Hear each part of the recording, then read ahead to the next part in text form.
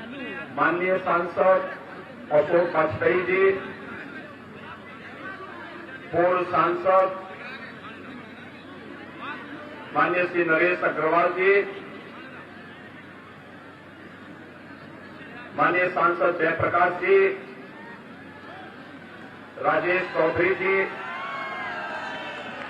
अजीत सिंह बब्बर जी, सत्येंद्र कुमार राजपूत जी, मनोज कुमार जी, वेदराम राजपूत जी और भारी संख्या में शाहबाज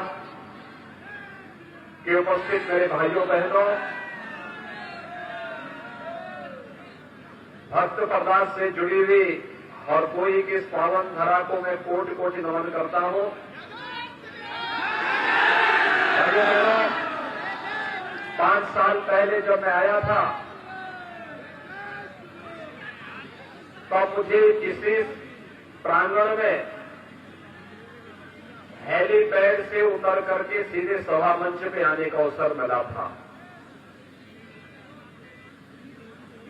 5 साल में प्रधानमंत्री मोदी जी के नेतृत्व में, उनके मार्गदर्शन में,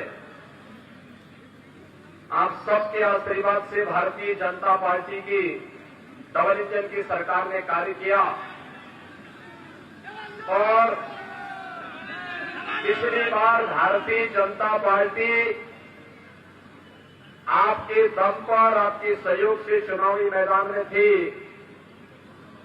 इस बार समाजवादी पार्टी के चूरों को हिलाने के लिए अशोक वाजपेयी जी भी और नरेश अग्रवाल जी भी हमारे साथ इस मंच पर हैं। मैं इस अवसर पर शाहबाद से जुड़े हुए आप सभी उपस्थित भाइयों बहनों का हृदय से अभिनंदन करता हूं। और भाइयों बहनों, कल ही आदरणीय प्रधानमंत्री जी का मार्गदर्शन हरदोई जनपद के सभी कार्यकर्ताओं को, हरदोई जनपद वासियों को प्राप्त हुआ।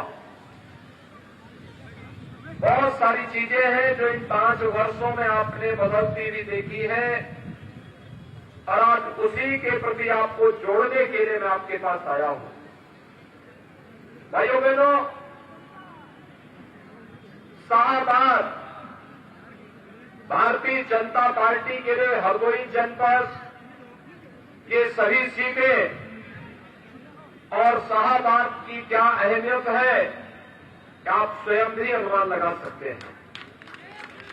और चीज इससे अपने सभी कार्यक्रमों को आज जब मुझे बताया गया पार्टी के द्वारा कि यहां आना ही है, तो फिर मैंने अपने सारे कार्यक्रम स्थगित करते हुए कल सायंकाल को ही अपना कार्यक्रम यहां के लिए जारी किया। और मैं आपका आभारी हूं कि 12 घंटे से कम समय में आपने इतने बड़ी तादाद में एकत्र होकर के श्रीमती रजनी तिवारी जी को चुनाव के पहले ही फिर से विधायक बनने के लिए अपना आशीर्वाद दे दिया है। और भाइयों बहनों, यह आशीर्वाद आखिर मिलेगा क्यों नहीं? क्योंकि जैसे कोई व्यक्ति अपने परिवार की देखभाल करता है, ऐसे ही विधानसभा क्षेत्र में एक विधायक के रूप में उन्होंने यहां के सुख दुख में सहभागी बनकर शासन की योजनाओं को यहां तक पहुंचा करके जो योगदान दिया है, भाइयों बहनों, याद करिए इन 5 वर्षों में 2 साल को कोरोना महामारी से जूझते हुए बीते हैं। कोरोना कालखंड में डबल इंजन की सरकार ने फ्री में टेस्ट, फ्री में उपचार, फ्री में वैक्सीन कितने लोगों ने लिया है? यहां पे सभी लोग ले लिए हैं, अभिनंदन आपका। बड़े बड़े वैक्सीन तो देश की कोरोना के खिलाफ लड़ाई का प्रतीक है, लेकिन जो लोग वैक्सीन के खिलाफ दुष्प्रचार करते थे, कहते थे ये मोदी वैक्सीन है, कहते थे ये बीजेपी वैक्सीन है, आज अपने वोट की चोट से करारा तमाचे मारे उनको कि अगर मोदी वैक्सीन और बीजेपी वैक्सीन से जान बचती है तो हम इसी बीजेपी को वोट देंगे। आज उनको बताने की आवश्यकता है। थर्ड वेव कब आई कब चली गई कोई पता नहीं। आपने देखा ना कब थर्ड वेव आई कोरोना की, कब चली गई कोई पता नहीं। आज आपने देखा होगा इंग्लैंड की महारानी एलिजाबेथ को भी कोरोना हो गया है। अमेरिका के अंदर, रूस के अंदर, यूरोप के अंदर हजारों लोग रोज मर रहे हैं, लेकिन भारत के अंदर प्रधानमंत्री मोदी जी के योग्य मार्गदर्शन में, उनके नेतृत्व में कोरोना प्रबंधन का कार्य इतना बेहतरीन हुआ कि हर एक व्यक्ति के जीवन को भी बचाना है और जीविका को भी बचाना है। ये वैक्सीन हम सब के लिए जीवनदायिनी है और आपने वैक्सीन दिया, मैं अभिनंदन करता हूं। लेकिन भाइयों बहनों, जो लोग वैक्सीन के खिलाफ दुष्प्रचार कर रहे थे, वे लोग आपके जीवन के साथ खिलवाड़ कर रहे थे। उनको जवाब दिए जाने की आवश्यकता है। और भाइयों बहनों, डबल इंजन की सरकार है तो डबल डोज राशन का भी मिल रहा होगा ना, मिल रहा है। महीने में 2 बार राशन और 1 बार दाल भी, रिफाइंड तेल भी और 1 पैकेट नमक भी मिलता है ना। मुझे एक बात बताओ, 2017 के पहले भी ऐसे मिलता था क्या? जो लोग ये बोलते हैं कि हम फ्री बिजली देंगे, क्या 2017 के पहले भी लोग बिजली देते थे क्या? भाइयों बहनों, जो लोग अपने शासन काल में सत्ता में रहते हुए बिजली नहीं दे सकते थे, पैसा दे करके कोटे की दुकान से राशन नहीं दे सकते थे, क्या वे आपके संकट में सहभागी बन पाएंगे क्या? और यही एहसास कराने के लिए आए हैं भाइयों बहनों। हम विकास कितना भी कर लें, इस विकास की सार्थकता तभी है, याद करना, इसकी सार्थकता तभी है भाइयों बहनों, जब इसकी सार्थकता तभी है जब सुरक्षा रहेगी। आप इस बात को मानते हैं ना? आज तो प्रदेश में 5 साल में आपने कहीं दंगा सुना है क्या? 5 साल में कहीं दंगा हुआ? पहले तो हर तीसरे दिन दंगे होते थे और पहले तो बिजली की भी जाती होती थी और मजहब होता था ना। याद करिए कि अगर ईद और मुहर्रम होता था तो बिजली आएगी और होली और दीपावली में नहीं आएगी, यही होता था ना। आज तो ऐसा भेदभाव नहीं है ना। आज तो चाहे होली हो या दीपावली, ईद हो या मुहर्रम या क्रिसमस हो या जन्माष्टमी और शिवरात्रि, आपको सबको बिजली, पर्याप्त बिजली देने का कार्य डबल इंजन की सरकार कर रही है ना। और देखिए, अच्छे जनप्रतिनिधि चुन लेते हैं तो क्या लाभ होता है। जिन गांवों में आजादी के बाद बिजली नहीं गई थी, वहां पर भी बिजली की लाइन बिछाई गई। जिन गरीबों के पास बिजली का कनेक्शन लेने के लिए पैसा नहीं था, उनको भी बिजली का कनेक्शन फ्री में दिया गया। जिनके घर में रसोई गैस के सिलेंडर नहीं थे, उनको फ्री में रसोई गैस के सिलेंडर उपलब्ध करा दिए गए। जिनके राशन कार्ड नहीं थे, उनको राशन कार्ड दे दिए गए। और यही नहीं, हरदोई में तो 60,000 परिवारों को एक एक आवास दिया गया है। 60,000 परिवारों को एक एक आवास मिला है ना। भाइयों बहनों, मैं पूछना चाहता हूं, ये जो आवास आज भारतीय जनता पार्टी की डबल इंजन की सरकार दे रही है, आज जो ये बिजली दे रही है, ये जो राशन दिया जा रहा है, जो ये शौचालय बनाने के लिए पैसा दिया जा रहा है, वृद्धजनों को, विधवा महिलाओं को, दिव्यांग जनों को 12,000 रुपये सालाना पेंशन दी जा रही है, ये 17 के पहले पैसा कहां चला जाता था? भाइयों बहनों, 17 के पहले यही पैसा इनके इत्र वाले मित्र के घर चला जाता था। कहां जाता था? और इसीलिए हम लोगों ने तय किया है, भाइयों बहनों, हमारा बुलडोजर सड़क ही नहीं बनाता है, इनके इत्र वाले मित्र की छाप छाती पे भी चढ़ करके रगड़ने का काम भी करता है, क्योंकि ये लोग प्रदेश को लूटते थे, गरीबों को लूटते थे, और इसलिए तय किया है बुलडोजर सड़क भी बनाएगा, एक्सप्रेस हाईवे भी बनाएगा, और भ्रष्ट और बेईमानों की संपत्ति को फिर से वापस सरकार के खजाने में भरने का भी काम करेगा। और इसलिए हम लोगों ने नया यंत्र विकसित किया। भाइयों बहनों, मैं आज इसीलिए आपके पास आया हूं। याद करिए 2017 के पहले, जब 2012 में समाजवादी पार्टी की सरकार आई थी, उसने 2013 में पहला काम क्या किया था? आतंकवादियों के मुकदमों को वापस लेने का। 1.5 दर्जन आतंकवादियों के मुकदमों को उन्होंने वापस लिया था। मैं आज पूछना चाहता हूं, समाजवादी पार्टी के मुखिया से पूछना चाहता हूं, उनको जनता के अदालत से स्पष्टीकरण देना चाहिए कि उन्होंने किस हैसियत से उत्तर प्रदेश की सुरक्षा और देश की सुरक्षा के लिए घातक बने हुए आतंकवादियों के मुकदमों को वापस लेने का उस समय दुस्साहसिक कृत्य किया था। क्यों किया था?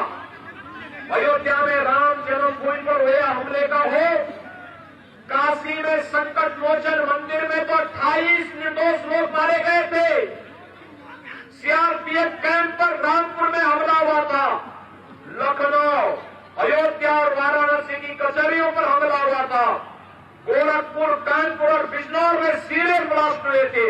इन सभी घटनाओं के दोषियों को, आतंकवादियों के मुकदमों को वापस लेने की कुत्सित चेष्टा की थी श्री अखिलेश यादव ने। और मैं पूछना चाहता हूं, अभी गुजरात की एक न्यायालय ने 38 आतंकवादियों को फांसी की सजा दी है। और भाइयों बहनों, उनमें से 8 लोगों का संबंध उत्तर प्रदेश के आजमगढ़ से है। आजमगढ़ में एक आतंकवादी को फांसी की सजा जो पाया है, उसका अब्बा समाजवादी पार्टी का प्रचारक है आजमगढ़ में। मैं अब्बा जान तभी बोलता था क्योंकि मैं इनकी हरकतों को देखता था, और मैंने इसीलिए पहली बार कहा था, पिछली बार भी वो समाजवादी पार्टी का वहां पर सक्रिय कार्यकर्ता की हैसियत से काम कर रहा है। समाजवादी पार्टी के मुखिया को इस पर अपना स्पष्टीकरण देना चाहिए और जनता जनार्दन से माफी मांगनी चाहिए, नाक रगड़ करके माफी मांगनी चाहिए कि उन्होंने प्रदेश की सुरक्षा के साथ और देश की सुरक्षा का खिलवाड़ किया है। मैं पूछना चाहता हूं उनसे कि क्या राजनीति इतनी बड़ी हो गई है कि हम अपनी जनता जनार्दन की सुरक्षा के साथ और प्रदेश और देश की सुरक्षा के साथ खिलवाड़ करके राजनीति करें? लेकिन यह कुकृत्य समाजवादी पार्टी कर रही है। और इसलिए भाइयों बहनों, समाजवादी पार्टी को दिया जाने वाला कोई भी समर्थन का मतलब आतंकवाद को और माफिया और अपराधियों को प्रश्रय देने जैसा है। अपने आने वाली पीढ़ी के भविष्य के साथ खिलवाड़ करने जैसा है। पेशेवर अपराधी और माफियाओं को प्रदेश के संसाधनों पर डकैती डरवाने के लिए सीधे सीधे उनके लिए कालीन बिछाने जैसा है।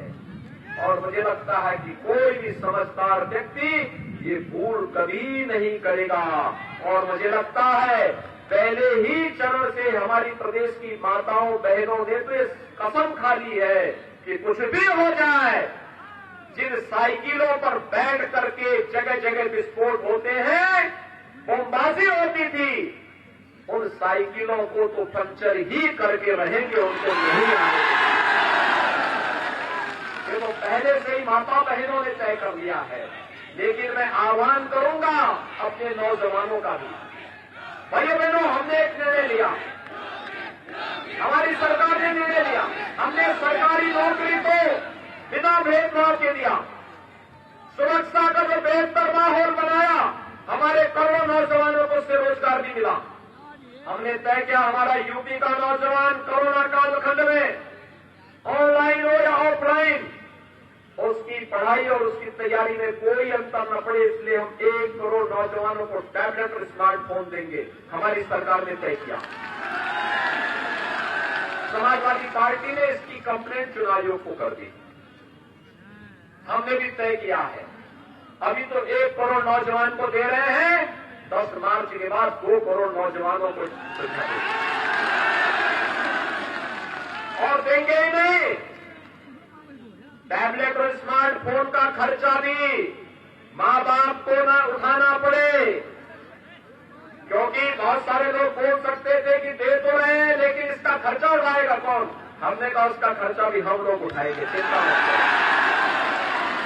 यूपी का नौजवान हमारा कहीं भटकने न पाए, उसको किसी के सामने हाथ न फैलाने पाए, इसके लिए वो नौबत ही नहीं आने देंगे। हम उसको उसका खर्चा भी देंगे और उत्तर प्रदेश का नौजवान स्मार्ट नौजवान बनेगा। हर प्रतियोगी परीक्षाओं में उत्तर प्रदेश का नौजवान स्थान प्राप्त करेगा। और भाइयों बहनों, जब अखिलेश यादव आतंकवादियों के मुकदमों को वापस ले रहे थे ना, उनकी सरकार थी और हमारी सरकार है। हमने पहला काम क्या किया था? पहला काम क्या था? अन्नदाता किसानों की ऋण माफी का। अकेले हरदोई के अंदर 1,22,847 किसानों का कर्ज माफ हुआ था। 1,22,847। और भाइयों बहनों, वर्तमान में 7,14,382 किसानों को प्रधानमंत्री किसान सम्मान निधि का लाभ अकेले हरदोई में मिल रहा है। 60,000 गरीबों को यहां एक आवास मिला है। और भाइयों बहनों, 82,700 से अधिक निराश्रित महिलाओं को 12,000 रुपये पेंशन, सालाना पेंशन, 27,900 से अधिक दिव्यांगजनों को यहां पर पेंशन की सुविधा दी जा रही है, 12,000 रुपये सालाना। और 1,42,495 वृद्धजनों को भी सालाना 12,000 रुपये पेंशन की सुविधा हम उपलब्ध करा रहे हैं। और सरकार ने यह भी तय किया है कि हर दीपावली और होली के अवसर पर अपने प्रदेश के जनधन, अपने प्रदेश के उज्ज्वला योजना धारक सिलेंडर कैलेंडर, जो उज्ज्वला योजना के जितने भी उपभोक्ता हैं, उनको फ्री में रसोई गैस के सिलेंडर भी उपलब्ध करवाने का काम करेगा। एक तरफ आतंकवाद की पोषक पेशेवर माफिया और धमकीबाजों को अपने यहां शरण देने वाली समाजवादी पार्टी है और उनका गठबंधन है, और दूसरी तरफ है भारतीय जनता पार्टी। विकास के मुद्दे को लेकर, सुरक्षा के मुद्दे को लेकर, गरीब कल्याणकारी योजनाओं को लेकर डबल इंजन की सरकार कई गुना स्पीड से, बुलेट ट्रेन की स्पीड से चलती है। और इसलिए भाइयों बहनों, आप सबसे अपील करने के लिए आया हूं, आज सायंकाल प्रचार बंद हो जाएगा और प्रचार के बाद परसों 23 तारीख को आपको मतदान करना है। मैं यहीं से पूरे हरदोई वासियों से अपील करूंगा। भारतीय जनता पार्टी ने शाहबाद से श्रीमती रजनी तिवारी जी को, सवायतपुर से श्री मानवेंद्र प्रताप राणू को, हरदोई से श्री नितिन अग्रवाल को, गोपा मोहन सुरक्षी से श्री श्याम प्रकाश जी को, सांडी से श्री प्रभात कुमार जी को, बिलग्राम मल्ला से श्री आशीष सिंह आंसू को, बालामऊ सुरक्षी से श्री रामपाल वर्मा को, संडीला से श्रीमती अलका अर्घवंशी को अपना प्रत्याशी बनाया है। मैं यहीं से पूरे हरदोई वासियों से अपील करूंगा, सुरक्षा, विकास और सुशासन के मुद्दे पर गरीब कल्याणकारी योजनाओं का लाभ बिना भेदभाव के हर व्यक्ति तक पहुंच सके, सबका साथ, सबके विकास के भाव को हम सार्थक कर सके। प्रधानमंत्री मोदी जी की मंशा के अनुरूप आने वाले 5 वर्ष में उत्तर प्रदेश की अर्थव्यवस्था को देश की नंबर 1 अर्थव्यवस्था के रूप में स्थापित कर सकें, इसके लिए भारतीय जनता पार्टी की सरकार आवश्यक है। और भारतीय जनता पार्टी के लिए श्रीमती रजनी तिवारी का यहां से विधायक बनना आवश्यक है। सभी लोग सहमत हैं? भाइयों बहनों, चुनाव जीतने के लिए पहला काम मतदान का होगा। चुनाव के दिन पहला काम, और फिर मतदान करेंगे। सबसे पहले जागरण करके, ईश्वर आराधना करके, पहला काम 7 बजे मतदान स्थल पर जाने का करेंगे। कमल के चुनाव चिन्ह से भारी मतों से भारतीय जनता पार्टी के प्रत्याशियों को विजयी बनाएंगे। एक साथ दोनों हाथ जाकर के बोलेंगे, भारत